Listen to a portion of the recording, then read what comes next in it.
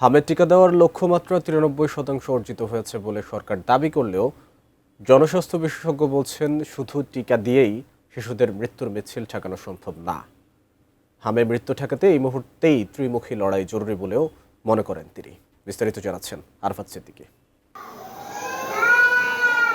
15 March থেকে হাম ও হাম উপসর্গে মৃত্যুর পরিসংখ্যান জানাচ্ছে স্বাস্থ্য অধিদপ্তর।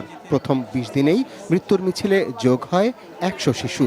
এরপর 12 দিনে আরও 100। সবশেষ গেল রোববার হাম ও হামের উপসর্গে মৃত্যু ছাড়িয়েছিল 300 জনে। বৃহস্পতিবার পর্যন্ত 336 জন শিশুকে হাম ও হাম উপসর্গে হারিয়েছে বাংলাদেশ। হাম ও সন্দেহজনক হাম আক্রান্ত রোগীর সংখ্যা ছাড়িয়েছে 50,000। গেল বুধবার হামরুবেলা সহ বিভিন্ন টিকার নতুন চালান ইউনিসেফের কাছ থেকে গ্রহণ করেন স্বাস্থ্যমন্ত্রী সরদার মোহাম্মদ সাখাওয়াত হোসেন। এ সময় হামের মতো রোগ এই মহামারী আকার ধারণ করার জন্য অন্তর্বর্তী সরকারের কড়া সমালোচনা করেন তিনি।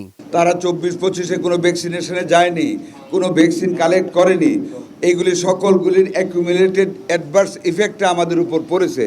স্বাস্থ্যমন্ত্রীর মতোই জনস্বাস্থ্য বিশেষজ্ঞ ডাক্তার মোস্তাক হোসেনও হামের এই প্রাদুর্ভাবের জন্য অন্তর্বর্তী সরকারের সমালোচনা করলেন। বলেন, শুধু হামের টিকা নয়, গত প্রায় 2 বার ভিটামিন এ ক্যাপসুল খাওয়ানোর অভিযানের ব্যর্থতাও এত শিশু মৃত্যুর জন্য দায়ী।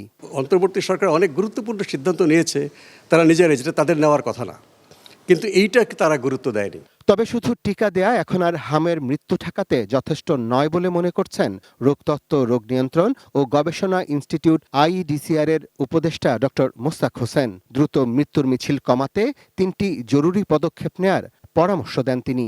আইসিইউতে যারা যাবার কথা সেই শিশু, একটা শিশুও যেন আইসিইউর বাইরে না থাকে।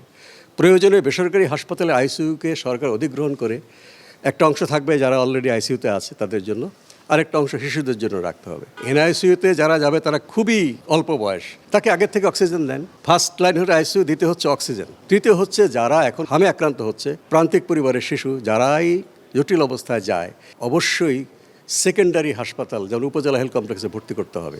এই 3 ধাপে যদি আমরা কাজ করি এই মৃত্যুটা কমানো সম্ভব।